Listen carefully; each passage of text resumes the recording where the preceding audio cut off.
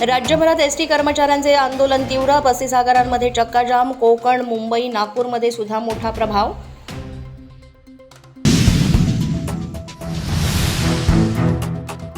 वस्तात बदलला नाही, त्यामुळे योग्य नेतृत्व स्वीकारलं, समरजित घाडगे यांचा खुलासा.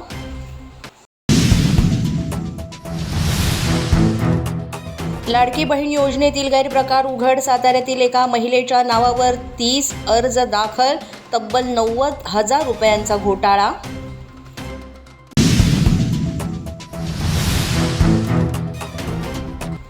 बदलापूर अत्याचार प्रकरणामध्ये आज हायकोर्टात सुनावणी, संस्थेवर कारवाई होण्याची शक्यता.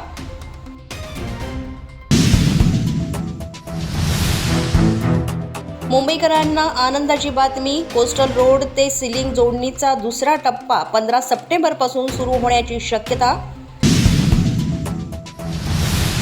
सलमान खानच्या घराबाहेर गोळीबार प्रकरणात बिश्नोई गँगच्या आरोपींनी केली सुरक्षेची मागणी, दाऊद गँगकडून धमकी. मराठवाड्यात अतिवृष्टीचा फटका, हिंगोलीत कापूस भुईसपाट, नांदेडमध्ये अजूनही पाणीच पाणी. पॅरालिम्पिकमध्ये सुमितचे भालाफेकमध्ये सुवर्णपदक, बॅडमिंटनपटू सुहास एथिराजला रौप्य तर नित्यश्रीला कांस्य पदक. भारताची पदक संख्या 15वर. अशाच नवनवीन आणि ताज्या घडामोडी पाहण्यासाठी पोलीस माझा न्यूजच्या चॅनेलला सबस्क्राईब करा. आमचं फेसबुक, ट्विटर आणि इंस्टाग्राम पेज आहे ते सुद्धा फॉलो करा.